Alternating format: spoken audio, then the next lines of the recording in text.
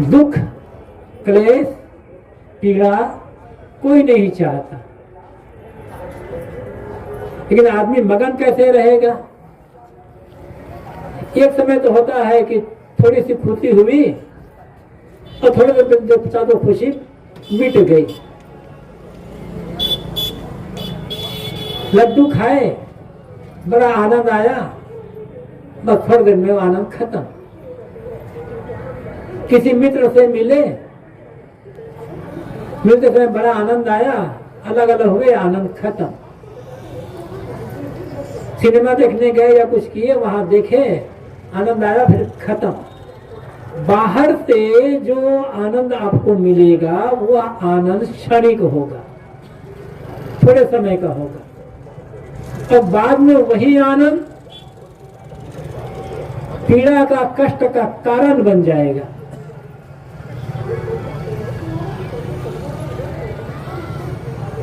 ये नियम है दुनिया का। बाहर से जो भी आनंद मिलेगा, जो भी खुशी मिलेगी, प्रसन्नता मिलेगी, सुख मिलेगा, वो सब क्षणिक अंत में दुख में बदलेगा। लेकिन भीतर से जो आनंद आएगा वो आनंद हर समय,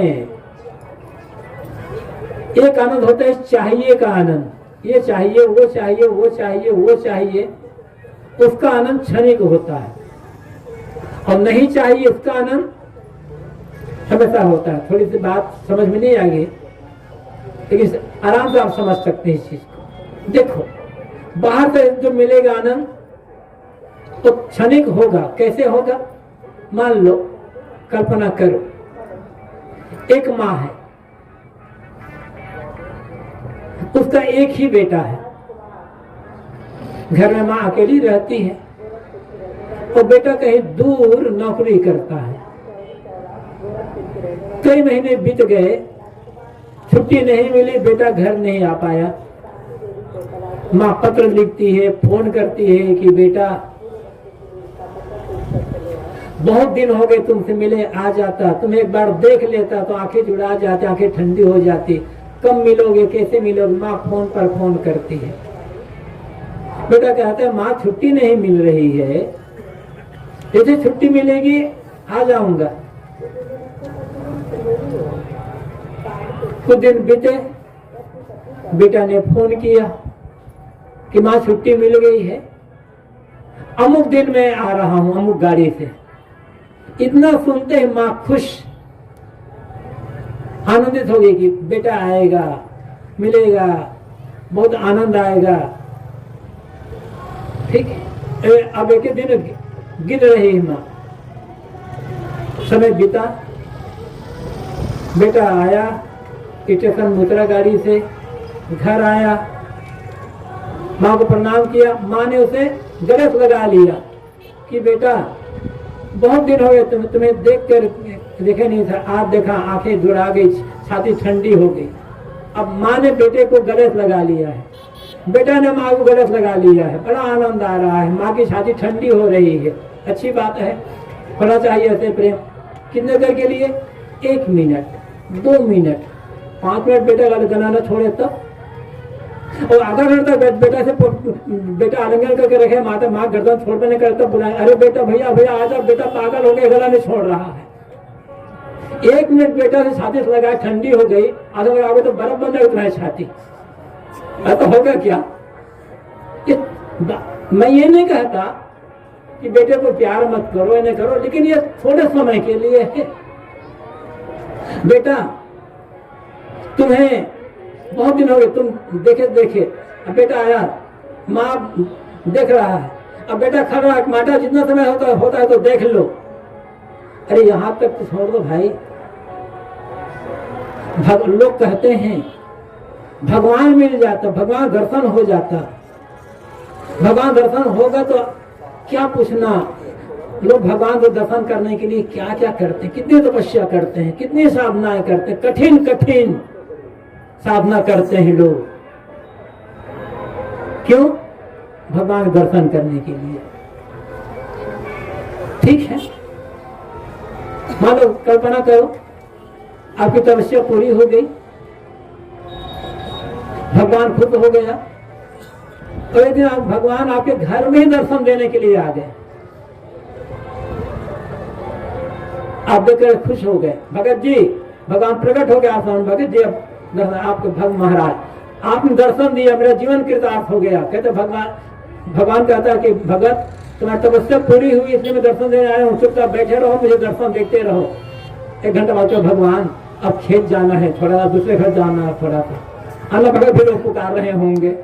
भगवान अब तो मुझे मुझे मुझे दुकान जाना है, कहोगे नहीं कहोगे? तो बाहर जो मिलेगा ना उसका आनंद होगा, क्षणिक होगा। आनंद तुम्हारे भीतर है, आनंद हमारे भीतर है। मन की निर्मलता का आनंद, मन की खुशी का आनंद। और बाहर से जो आनंद मिलता है वो मिलता नहीं हो सकता। हमारे मन में इच्छा होती है, इच्छा व्याकुलता पैदा करती है और दुख होता है। जब चीज मिल जाती है ना तो हमारी व्याकुलता खत्म हो जाती, मन एकाग्र हो जाता है, इच्छा खत्म हो जाती, तो आनंद आता है। कोई एक व्यक्ति कहता है लड्डू खाने में मुझे बड़ा मजा आता है। आदत होती है किसी किसी की, किसी कुछ खाने में मजा आता है, किसी कुछ खाने में मजा आता है। कहता लड्डू खाने में बड़ा मजा आता है। उसके मित्र ने कहा चलो आज लड्डू खिलाता हूं, साथ में ले गया, बैठाया और एक थाली लड्डू भर करके ले आया। कहा जितना खाना खा लो, पेट भर के खा लो। तो देखता है कि लड्डू आ गया है, आज तो 6 लड्डू खाऊंगा, बड़ा मजा आएगा, खूब पेट भर लड्डू खाऊंगा।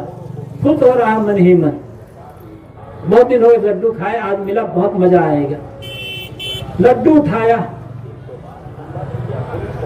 मुंह में ले गया, जा रहा था, बस आधा लड्डू मुंह में, आधा लड्डू हाथ में बाहर। किसी ने आकर कह दिया तेरा बेटा कुआं में गिरे, मजा आएगा ना लड्डू खाने में। तो गया लड्डू खाना खत्म, क्योंकि मन चंचल हो गया। आपका मन चंचल है तो किसी में भी आनंद नहीं आएगा। और मन चंचल नहीं है, मन शांत है तो अपने आप आनंद है। ये चीज आदमी समझ नहीं पाता है। इसमें आनंद, उसमें आनंद, उसमें आनंद, किसी में आनंद नहीं है। आनंद है आपके मन की शांति में, हमारे मन की शांति में, हमारे मन की निर्मलता में, हमारे मन की अंतर्मुखता में। अभी पूर्व प्रवक्ता कह रहे थे भक्ति के बारे में। भक्ति वो क्या है? वास्तविक भक्ति है मन को निर्मल बना लेना। न राग, न द्वेष, न बैर, न विरोध, न ईर्षा, न घृणा, न लोभ, न मोह, सब प्रेम का व्यवहार। जिस भगवान की आप भक्ति करते हो उस भगवान को हर प्राणी में देखो, हर प्राणी में देखो, और सबके साथ मीठी वाणी में, कोमल वाणी में, मधुर वाणी में बात करो। सदगुरु कबीर कहते हैं घट घट में वह साईं बचत है, कटु वचन मत बोल रे। जिस साईं को तुम खोज रहे हो बाहर, जिस परमात्मा को खोज रहे हो बाहर, यहाँ वहां वहां वहां, साथ तुम्हारा जो साईं, तुम्हारा जो परमात्मा है घट घट में बसा हुआ है, हर मनुष्य में बसा हुआ है। लोग कहते हैं भगवान तो कण कण में है, तो हर मनुष्य में परमात्मा है। करना क्या है? कटुक वचन मत बोलो, किसी से भी कट वचन मत बोलो। एक अभ्यास तो कर सकते हो, पत्नी से, पति से, सास से, ससुर से, बहू से, भाभी से, देवर से, मित्र से, बेटे से, किसी से भी कटु वचन मत बोलो। एक अभ्यास कर लो कि मैं भगवान की भक्ति करता हूँ, भगवान भक्ति करने के लिए, गंगा नहाने के लिए यहाँ आई हुई हूँ। तो आप ये कह लो, जब गंगा में डुबकी लगाओ तो मन की जो कड़वाहट है, मन की जो कड़ता है, मन का जो द्वेष है, जो कटुवाणी है, गंगा मैया को समर्पित करो, गंगा न सफल हो जाएगा, कल्याण हो जाएगा। और बड़े प्रेम के साथ, बहुत भक्ति भावना के साथ यहाँ गंगा मैया में डुबकी लगाकर स्नान किए और घर में गए तो सास से लड़ गए, बहुत लड़ गए, पत्नी से, पति से, पिता से, पुत्र लड़ गए, सब खराब हो गई भक्ति। गंगा मैया क्या करेगी, भगवान क्या करेगा। एक अभ्यास कर लो कि मुझे किसी से भी कटु वचन नहीं बोलना, कम से कम बाहर नहीं तो अपने घर में अभ्यास करो ना। कटु वचन बोलना छोड़ दो, घर में जितने भी लोग हैं, 2-4 लोग, सबसे हंस करके प्रेम से बात करो। घर स्वर्ग बन जाएगा, घर मंदिर बन जाएगा, घर तुम्हारा मंदिर बन जाएगा। अब फिर देखो अपने आप आनंद आएगा भीतर से। और जब यदि मन की करुणा नहीं मिटी है, मन का द्वेष नहीं मिटा, तो कितने ही गंगा नहा लो, गंगा मैया क्या करेगी। उसका दोष क्या है, हम तैयार नहीं बदलने को। शाह कहते हैं कुछ लेना ना देना मगन रहना। तुम मगन रहना चाहते हो ना हमेशा, तो ये काम करना,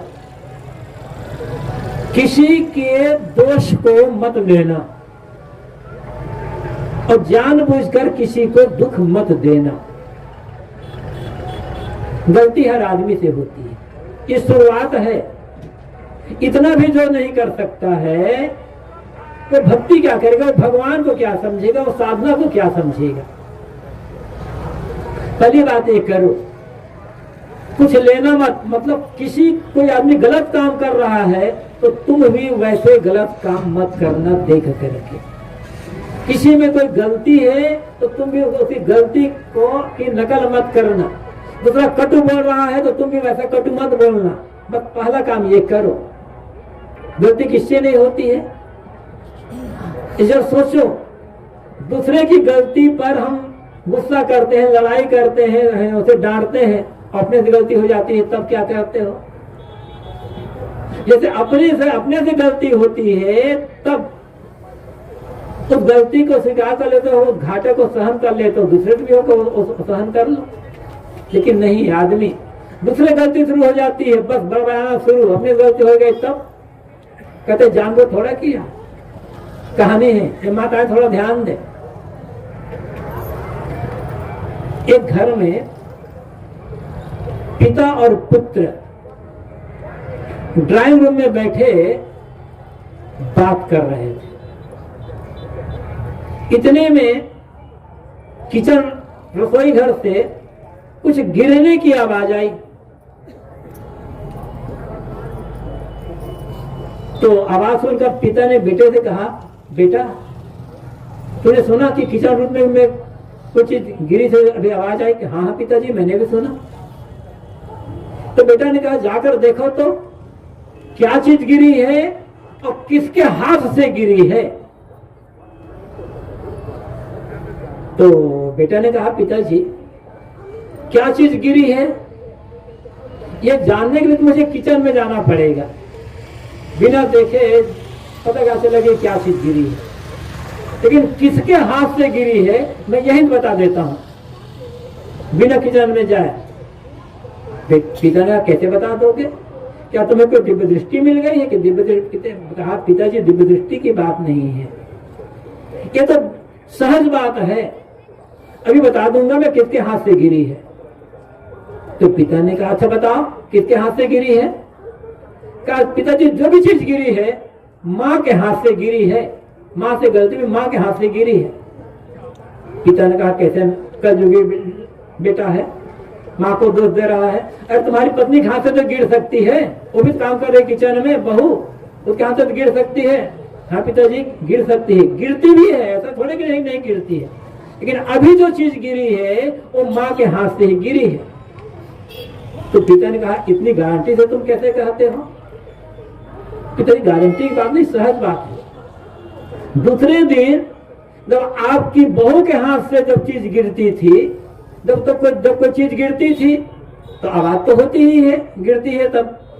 तो दूसरे दिन जब आपकी बहू के हाथ से कोई चीज गिरती थी तो आवाज होती थी, और जैसे उसकी आवाज खत्म होती थी माँ की आवाज शुरू हो जाती थी। आज एक आवाज आई, माँ की आवाज नहीं आई, समझ लो माँ के हाथ से गिरी होगी। समझ गए ना? तो बात तो यही होती है, तो सहन तो करना पड़ेगा। बात यह है, साहब कहते हैं कुछ लेना मत, मतलब किसी की गलती की नकल मत करना। अमुक में ऐसा काम किया गलत काम, तो हम भी ऐसा गलत काम कर ले। हाँ, कोई आदमी अच्छा काम कर रहा है तो उसको देख कर अच्छा काम जरूर करो। कोई आदमी अच्छी बात बोल रहा है तो उसको देख कर अच्छी बात जरूर बोलो। लेकिन कोई आदमी गलत बात बोल रहा है, गाली दे रहा है, तो उसको देख करके तुम गाली मत दो। अब अपनी गलत बात ना बोलो। किसी की अच्छाई को देखते देखते, किसी का अच्छाई की नकल करते करते हमारा जीवन अच्छा बन जाएगा। और किसी की बुराई को देखते देखते, किसी की गलती को देखते देखते, याद करते करते हमारा जीवन गलत बन जाएगा। ये बड़ी सरल सी बात है और यही भक्ति है। अब इतनी भक्ति भी नहीं होगी तो आगे भक्ति करना तो बड़ा मुश्किल हो जाएगा। लोग आप कहते हैं पहली बात यह है कि किसी की गलती की नकल मत करना, किसी की गलती को दोहराना मत। दूसरी बात यह है जानबूझकर किसी को तकलीफ मत देना। ये दुनिया ऐसी है, जो हम देते हैं वही लौट करके हमें मिलता है। खेत में जो बीज हम बोते हैं उसी की फसल तैयार होती है। हमारा जीवन भी मानो एक खेत है और हम मानो बीज बो रहे हैं। हमारा जो करना है, हमारा बोलना, हमारा सोचना है, ये सब बीज बोना है। तो इसलिए कोई हमें दुख दे रहा है तो देने दो, सहन कर लो, थोड़ा सा झुक जाओ, उसको आशीर्वाद दे दो। लेकिन अपना जानबूझ करके किसी को तकलीफ मत दो। 4 वेद 6 शास्त्र में बात मिली है दो, सुख दिन है सुख होता है, दुख दिन है दुख हो। कबीर साहब तो कहते हैं कबीर कमाई अपनी निष्फल कभी न जाए, बोया पेड़ बबूल का आम कहाँ से खाए। बबूल का पेड़ बो करके आम खाने की इच्छा करना अपने को धोखा देना है, अपने को तकलीफ में डालना है। जो काम कर लिए गलत काम, उसका फल भोगना ही पड़ेगा, कोई नहीं काट पाएगा। इसलिए संभल करके आग में हाथ डालो तो हाथ तो जलेगा जलेगा, कोई क्षमा नहीं कर सकेगा। साधु हाथ डाले तो हाथ जलेगा, गृहस्थ हाथ डाले तो जलेगा, जो भी डाले हाथ जलेगा, तो स्वभाव है। ये ऐसे नियम ही है, इसलिए नियम को भी समझना है। बात यह साहब कहते हैं मगर रहना चाहते हो, सुख से जीना चाहते हो तो जानबूझ करके किसी को तकलीफ मत देना। तकलीफ दोगे तो तकलीफ मिल जाएगी। इसलिए अपने कर्मों का सुधार करना